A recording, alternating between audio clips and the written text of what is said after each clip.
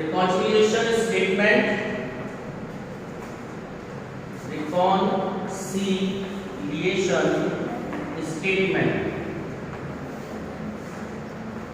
ऐसा चैप्टर की एग्जाम में आना ही आना है आपको। और जैसे मैंने कल बताया था कि अभी के कुछ क्वेश्चंस ऐसे हैं जिसके आंसर जो है वो आपके क्वेश्चन में ही गिवन है, ठीक है। तो इसलिए मैं स्टूडेंट्स को ये बताता हूँ, अभी वो चैप्टर मैंने नहीं करवाया, एक मैं चैप्टर करवाऊंगा इसके बाद आपको इन्वेंटरी कंट्रोल का। तो मैं स्टूडेंट्स को ये बताता हूँ कि सबसे पहले आप करें इन्वेंटरी कंट्रोल नंबर फर्स्ट पर, जो हम आगे पढ़ेंगे इस चैप्टर के बाद। उसके बाद हम पढ़ते हैं कॉन्ट्रैक्ट का एग्जाम में, और थर्ड नंबर पे बच्चों को कहता हूँ कि रिकॉन्सिलिएशन का करें। इसमें क्या होता है, टाइम कंज्यूम कम होता है। चलिए क्वेश्चन नंबर 4 है, परफॉर्मा सब लोग ध्यान से देखते जाओगे अपना। मैंने आपको बताया था परफॉर्मे के अकॉर्डिंग हम क्वेश्चन में प्लस या माइनस करते जाएंगे। तो the cost book of Vipul limited show a profit rupees 1,72,400। तो कॉस्ट बुक का प्रॉफिट शो कर रहा है आपको। तो कल मैंने बोला था, आपको बताया था कि net profit as per cost book. तो जब आप कॉस्ट बुक से कर रहे हैं तो net profit as per cost book, ठीक है। तो जो प्रॉफिट आपको दे रखा है इसमें क्वेश्चन में 1,72,400, तो आप यहां इसको आउटर कॉलम में ऐड कर देंगे, ठीक है। और नेक्स्ट लाइन है, भाई की net profit as per financial books is rupees 1,28,755। Net profit as per financial books कितना है?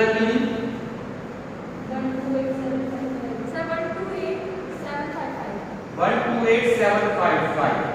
तो प्लस माइनस करने पे हमारा ये आंसर जो गिवन है ये आना चाहिए, ठीक है।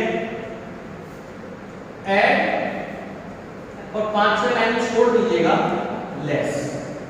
कभी कभी ऐसा भी हो सकता है कि लेस में सिर्फ एक ही आइटम हो, ठीक है। कभी कभी ऐसा हो सकता है कि ऐड में सिर्फ एक ही आइटम हो। अब हम क्वेश्चन को राबिया जी अकॉर्डिंग टू क्वेश्चन पढ़ेंगे, ये नहीं ढूंढेंगे कि प्लस में कौन सी है माइनस में कौन सी है। अब परफॉर्मा देखते जाएंगे और सीरियल वाइज, ठीक है। नंबर फर्स्ट है works overhead under recovered in cost, ठीक है। अंडर रिकवर्ड को अंडरलाइन कर लीजिए। अंडर रिकवर्ड जब भी कॉस्ट में होगा समझ लीजिएगा कि वो वैल्यू आपकी माइनस में जा रही है, ठीक है। लेकिन कॉस्ट को होना चाहिए, ध्यान रखिएगा। तो works overhead under recovered in cost book से मतलब है यहाँ पर, ठीक है। तो यहाँ पर आप कॉस्ट बुक्स कर दीजिए या कॉस्ट अकाउंट्स कर दीजिए, अकाउंट्स वर्ड भी कर सकते हैं। तो कितना अमाउंट गिवन है? 3150। अब ये सारे अमाउंट आपको इनर कॉलम में लिखने हैं प्लस माइनस वाले, ध्यान रखिएगा, ठीक है।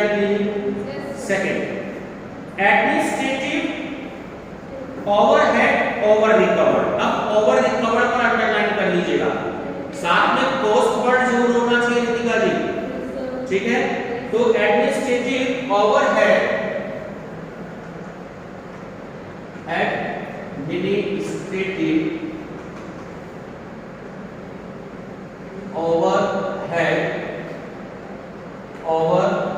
ओवर चार्ज दिया हो या ओवर रिकवर्ड दिया हो, बात एक ही है। Over recovered in cost account, amount बोलो 1,700। क्या समझे कि अंडर रिकवर्ड दिया है तो माइनस में जाएगा और ओवर रिकवर्ड दिया है तो प्लस में जाएगा, ठीक। चलिए नेक्स्ट है, अब ध्यान से समझ लो डेप्रिसिएशन के बारे में, ठीक। यहाँ आपको एडजस्टमेंट करनी है, इसको बहुत अच्छे से समझ लीजिएगा। Depreciation recovered in financial account 11,200 और depreciation recovered in cost account 12,500। अब यहाँ पर आपको ध्यान देना है, ठीक है, इन दोनों अमाउंट पे अंडरलाइन कर लीजिएगा। अब कैसे पता लगाएंगे जरा ये समझ लीजिए। जब कॉस्ट अकाउंट का डेप्रिसिएशन की वैल्यू ज्यादा होती है तो वो प्लस में जाएगी, और अगर कॉस्ट अकाउंट की डेप्रिसिएशन की वैल्यू कम होती है तो वो माइनस में जाएगी। ये बात ध्यान रखनी है। अब यहाँ पर ध्यान से देखो, depreciation recovered in financial account में वैल्यू कम है 11,200, लेकिन depreciation recovered in cost account में वैल्यू ज्यादा है 12,500। बात समझ में आई? तो कॉस्ट में ज्यादा होगी, ठीक है। तो डेप्रिसिएशन ओवर चार्ज, ध्यान रखिएगा, depreciation over charge in cost account. तो मैं माइनस भी शो कर रहा हूं। पहला क्वेश्चन है 12,500 में से 11,200 माइनस कर दीजिएगा 1,300। ठीक है राजेश, क्लियर है? चलिए, ये होगी एडजस्टमेंट डेप्रिसिएशन। अब आगे देखो, interest on investment not included in cost. ठीक है, ध्यान रखना, जब भी कॉस्ट में आप इंक्लूडेड नहीं करोगे इंटरेस्ट ऑन इन्वेस्टमेंट को, तो वो हमेशा प्लस में जाएगा। ठीक है, चलिए नोट कर लीजिएगा, interest on investment not included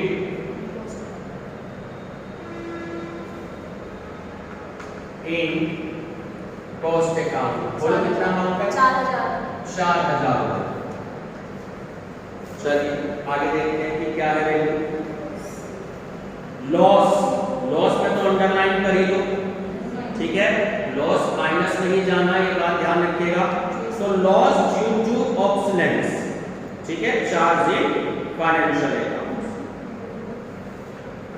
loss due to obsolescence,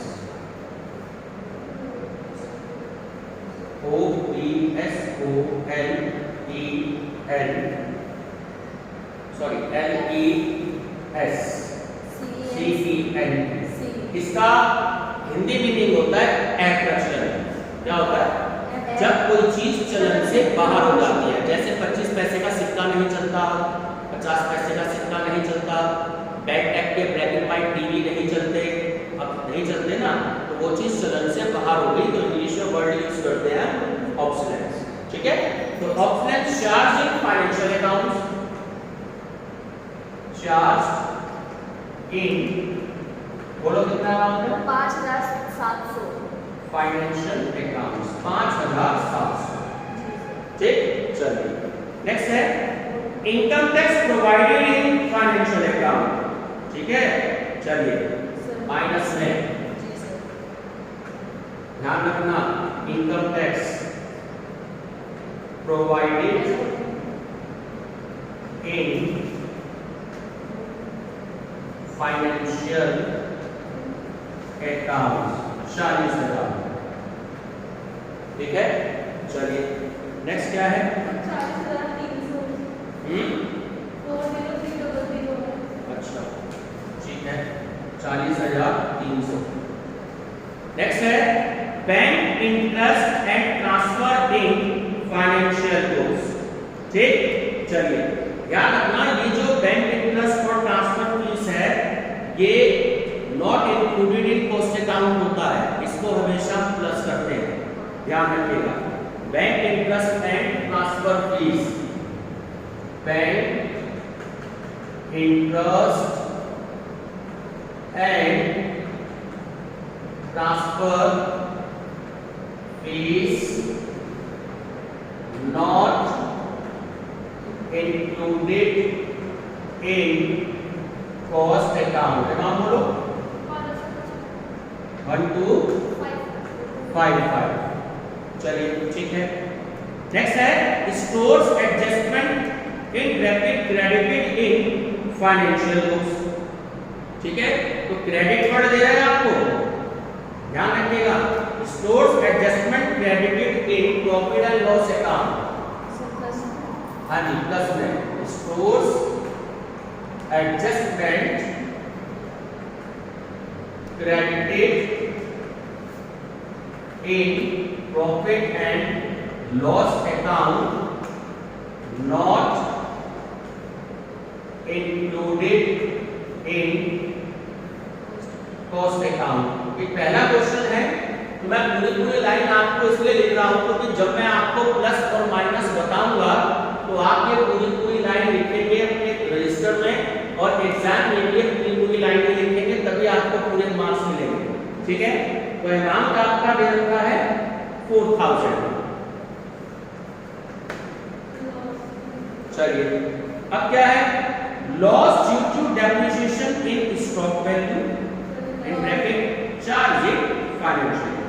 ठीक है, लॉस क्या होगा, माइनस में कर दीजिए. Loss due to depreciation, loss due to depreciation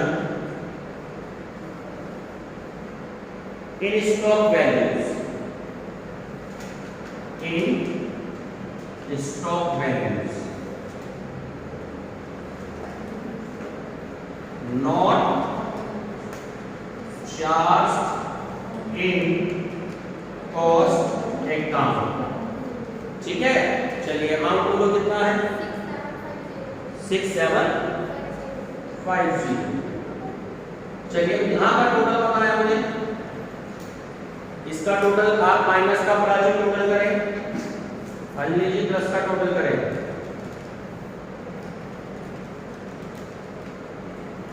इसका टोटल है 12 पहले प्लस वाला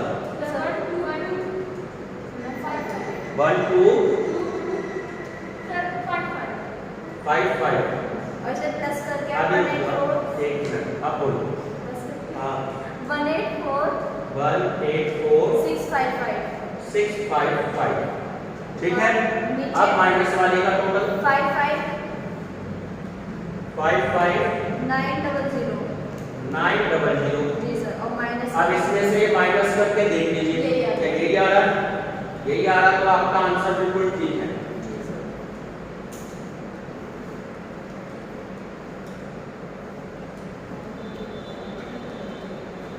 ठीक है, बहुत अच्छा और बहुत ही इंपॉर्टेंट क्वेश्चन है, इसलिए इसकी अच्छी प्रैक्टिस कर लीजिएगा. नोटेड हो गया.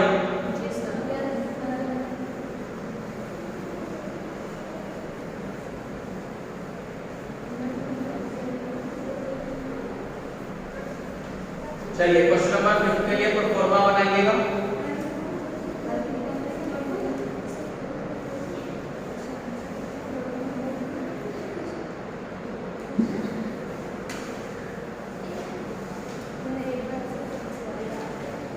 और इंपॉर्टेंट लगा लीजिएगा क्वेश्चन नंबर 5 पर.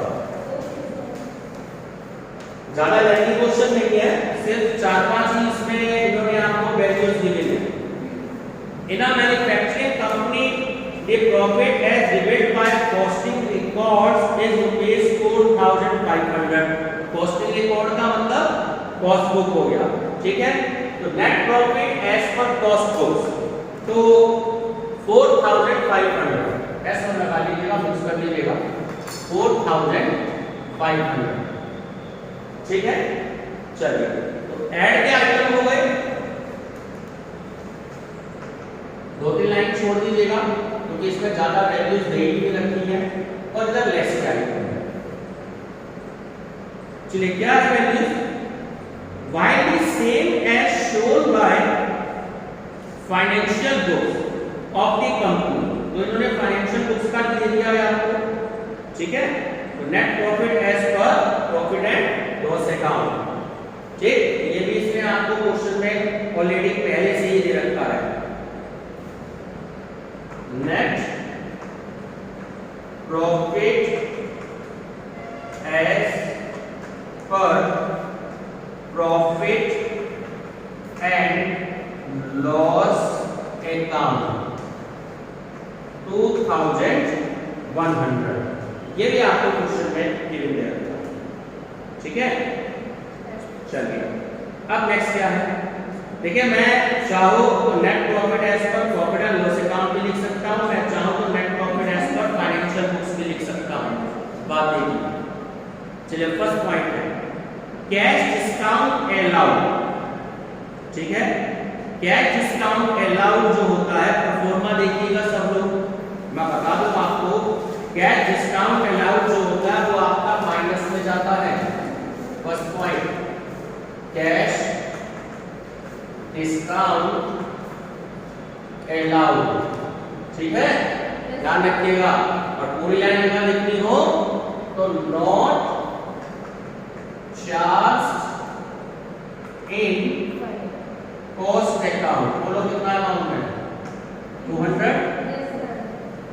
चलिए सेकंड है एक्सपेंसेस, एक्सपेंसेस अब दे रहा है तो एक्सपेंसेस माइनस में जाते हैं।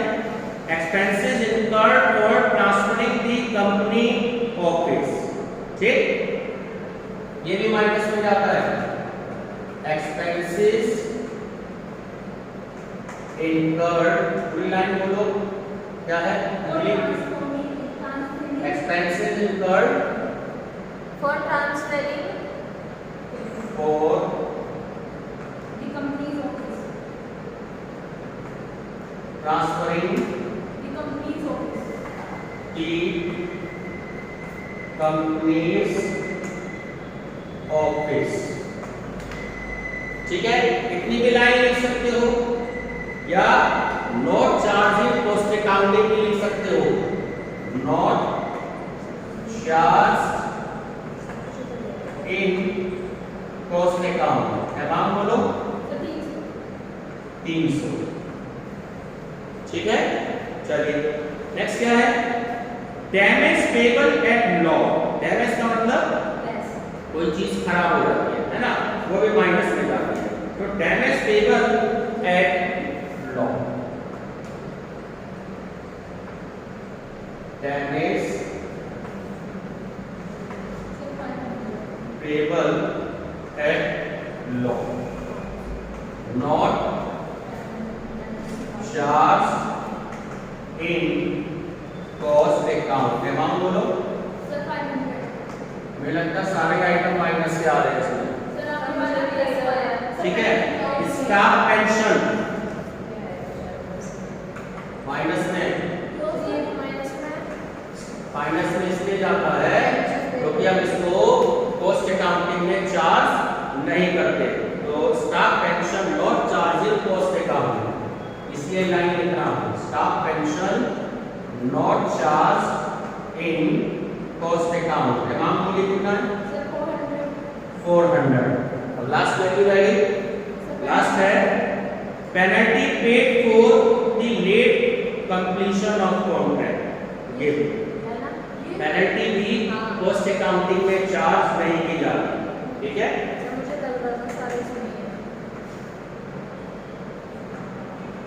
Penalty paid not charge in cost account 1000। अब इन तीनों का टोटल 2400। अब इसमें से माइनस कर लो, देखो 2100 आ रहा है, यही आंसर है।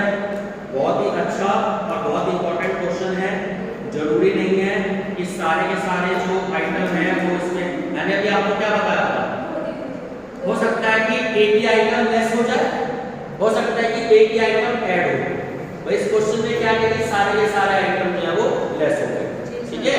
तो ऐसा भी होता है कभी कभी। चलिए बेटा अभी तो आना चाहिए, अच्छी बात है, जब एग्जाम में सबके कलेक्शन हो जाता है ना, और फिर एक एक दो दो दिन की छुट्टी मिलती है, तो फिर पता रहता है कि मैं थ्योरी याद करूं कि मैं न्यूमेरिकल देखूं, तो बड़ी टेंशन हो जाती है। सर जब कुछ भी नहीं हो पाता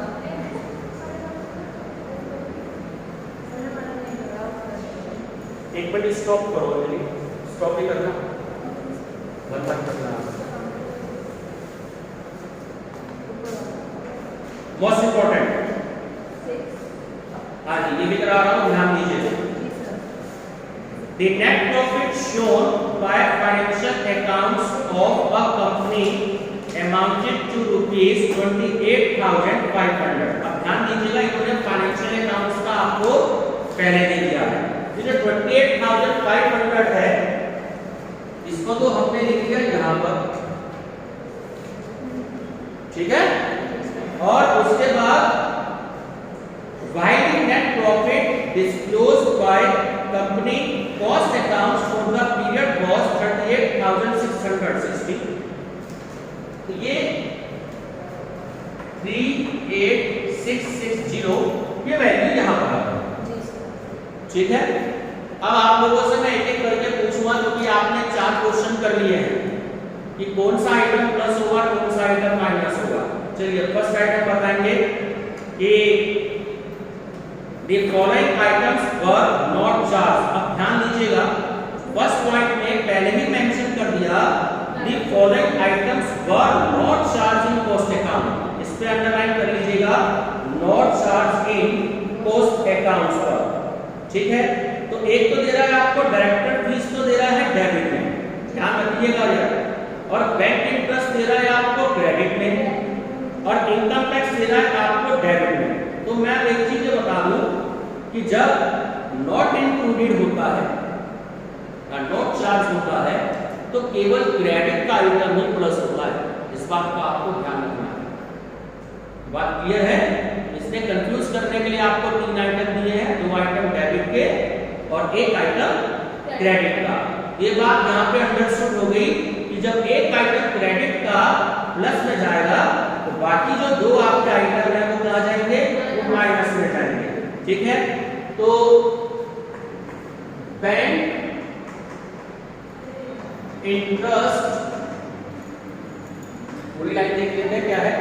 bank interest received, bank interest received in cost books या कॉस्ट अकाउंट, ठीक।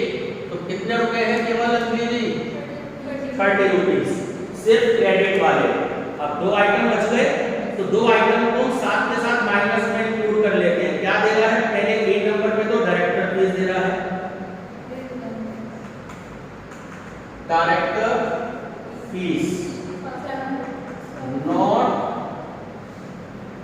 चार्ज इन कॉस्ट अकाउंट या कॉस्ट बुक्स, ठीक है। कितना अमाउंट है, 700, ठीक। थर्ड में क्या है, income tax. Second, income tax not charge in cost book, बोलो 8,000। यहां तक की बात बताए, क्लियर होगी। ये क्या एडजस्टमेंट है कि जब not charge in cost book दे दे और क्रेडिट की वैल्यू दे दे, तो क्रेडिट वाली तो आपकी ऐड में जाएगी और जो डेबिट वाली है वो आपकी माइनस में जाएगी। अब आते हैं सेकंड पर, A provision for bad and doubtful debts made in financial books did not appear, इसको अंडरलाइन कर लीजिएगा, did not appear in cost account 570, ठीक है। तो provision for bad debts clear cut, इसने क्या रखा है कि did not appear, मतलब कि उसको फाइनेंस कॉस्ट अकाउंट में शामिल नहीं किया गया, ठीक। तो provision for bad debts not charge in cost books, ठीक है।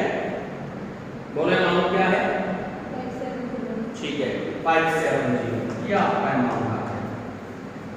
सेकंड एडजस्टमेंट ही खत्म आपकी। चलिए थर्ड की बात करते हैं। Overheads observed in cost accounts were rupees 8,500 while the actuals as shown by financial books were 8,320.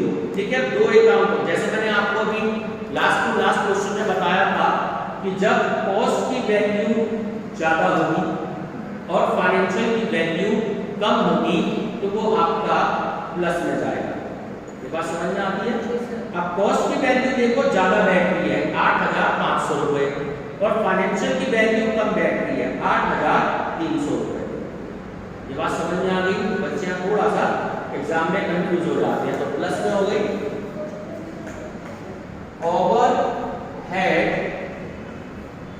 Over charge in cost books या कॉस्ट अकाउंट्स। बोलो माइनस करके क्या वैल्यू आई? 180। यहाँ तक क्लियर है? कोई डाउट किसी को?